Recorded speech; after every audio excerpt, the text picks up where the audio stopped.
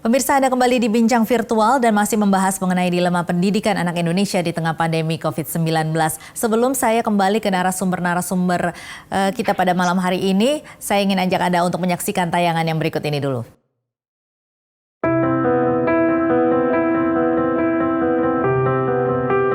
Kurang setuju ya, karena kalau dilihat secara merata itu tidak semua masyarakat Indonesia dapat mengakses internet online untuk menunjang pembelajaran secara online. Nggak setuju karena kebanyakan orang tua sih yang ngerjain pembelajaran anak itu, kayak dikasih tugas-tugas. Karena kan tugas-tugas itu kan banyak yang dikasih dari pembelajaran online. Nah, anak itu kebanyakan yang nggak sanggup dan yang ngebantuin orang tuanya. Dengan di sekolah jauh. Kenapa ya? Kalau di rumah kan gak ada guru ya. Belajar anak di rumah, siapa yang bayar? Kita nggak dapat, istilahnya nggak usah.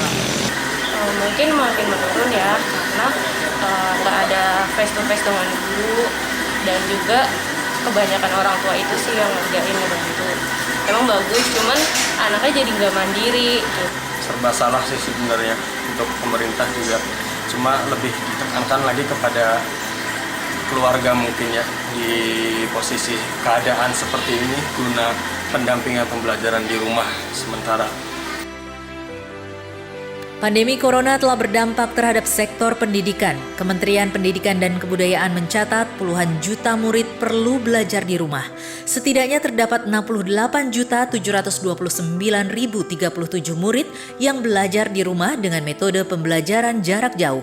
Sejumlah kalangan seperti praktisi akademisi, Komisi Perlindungan Anak hingga Ikatan Dokter Anak Indonesia menilai pemerintah harus banyak belajar dari negara-negara lain yang telah membuka sekolah, namun berdampak pada meningkatnya jumlah penderita virus terutama anak-anak. Seharusnya hal seperti ini tidak boleh terjadi di tanah air dengan jumlah penderita yang terus melonjak seperti sekarang. Pemerintah tidak dianjurkan terburu-buru membuka kembali aktivitas di sekolah. Meski demikian, kegiatan pembelajaran perlu dilakukan melalui kerjasama dengan orang tua. Iya, pemirsa. Ya memang ada plus minusnya begitu ya, tapi saya mau ke Dr. Kadafi dulu. Ini tidak hanya kesehatan fisik yang sebenarnya perlu diperhatikan, tetapi juga kesehatan mental ya dok ya? Mungkin perangkatnya juga mesti harus disiapkan ya. Dari Ikatan Dokter Anak Indonesia juga sedang menggodok, karena kan kita juga ada dokter ahli untuk tumbuh kembang dan lain sebagainya. Namun yang perlu saya tekankan sekali lagi bahwa anak itu hak yang pertama harus kita penuhi adalah hak hidup. Ya, artinya dengan berbagai macam problematika seperti ini, apabila kita serampangan, apabila kita tidak betul-betul berpikir secara jernih, maka masa depan anak-anak kita yang akan terenggut. Ya, padahal kita ini anak-anak yang sekarang adalah mungkin generasi emas yang akan datang. Jadi fokus kita apapun untuk kesehatan mental memang masih tetap harus diperhatikan. Nanti mungkin akan disiapkan beberapa rekomendasi dari Ikatan Dokter Anak Indonesia. Namun sekali lagi kami menekankan bahwa hak yang pertama harus dipenuhi adalah hak hidup. Artinya kita betul-betul harus mengamankan proses belajar mengajar pada anak, sehingga risiko kematian yang menurut laporan dari negara lain itu rendah dibandingkan dengan dewasa, tapi kenyataannya kita 1-3% jatuh ke kondisi gejala klinis berat bahkan sampai dengan kematian. Artinya ini bukan sesuatu yang sepele, ini harus betul-betul ditekankan. Mungkin gitu. Iya, tentunya ini juga harus didukung juga, selain juga sarana prasarana juga kemudian juga harus didukung juga oleh keluarganya begitu ya. Tentunya ini perlu adanya metode yang tepat untuk pembelajaran jarak jauh. Saya mau ke Pak Doni, ini kira-kira sarannya bagaimana untuk pembelajaran jarak jauh ini, seperti apa implementasi yang tepat baik dari segala sisi begitu ya, terutama juga untuk kesehatan mental bagi seluruh keluarga begitu Pak Doni? Ya, pertama-tama memang dari banyak pengalaman PJJ ini ada yang menyenangkan, ada yang tidak menyenangkan gitu ya. PJJ yang baik menurut saya perlu disesuaikan dengan kondisinya, dan untuk yang PAUD, SD, dan SMP saya rasa ini masih butuh kolaborasi dan kerjasama dengan orang tua, karena mau tidak mau sekolah dan orang tua ini yang juga terdampak COVID gitu. Orang tua terkena dampak ekonominya, sekolah pun juga akhirnya perekonomiannya juga agak terhambat karena orang tua tidak bisa membayar uang SPP gitu ya. Dan ini lalu kemudian berdampak juga bagaimana manajemen organisasi pengelolaan satuan pendidikan. Ini sudah banyak sekolah swasta, hampir 60% yang mengeluh karena selama PJJ selama 2,5 bulan ini orang tua pun juga belum membayar gitu. Jadi mekanisme yang diberikan oleh kementerian kan baru dana BOS. Artinya dana BOS ini pun hanya untuk membantu menggunakan pembelian dana pulsa gitu.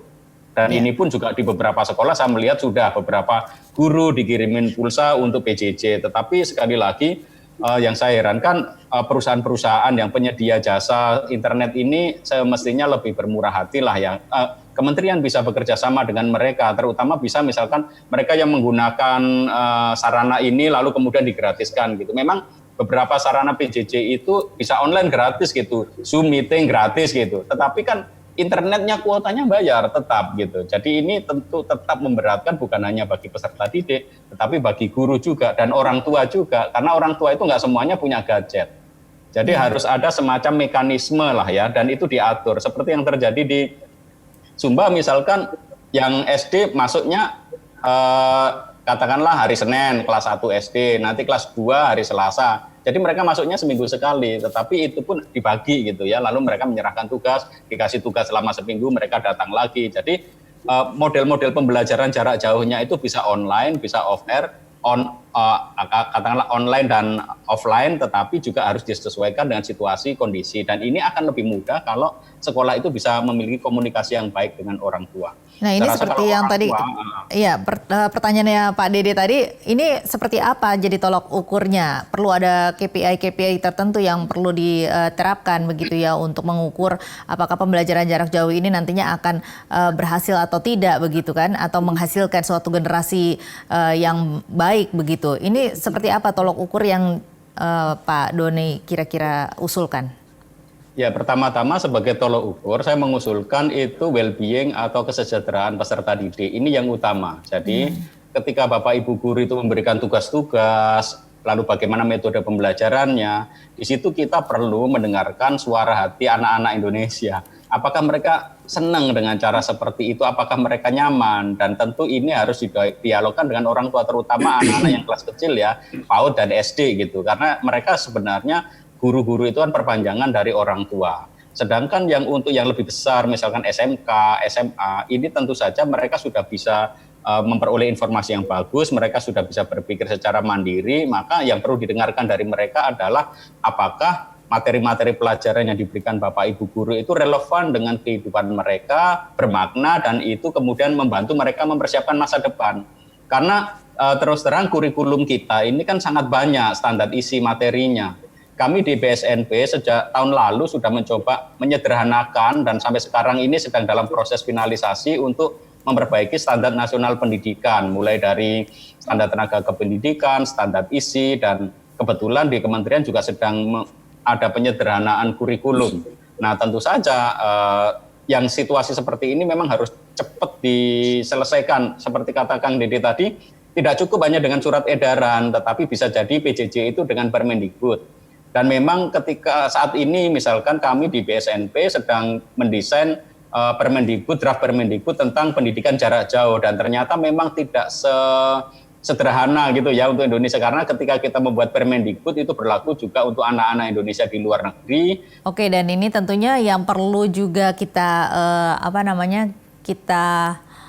perhatikan juga adalah kemungkinan atau resiko-resiko adanya anak-anak yang putus sekolah dengan adanya kondisi seperti ini. Baiklah pemirsa, kita akan kembali lagi dengan bincang virtual sesaat lagi.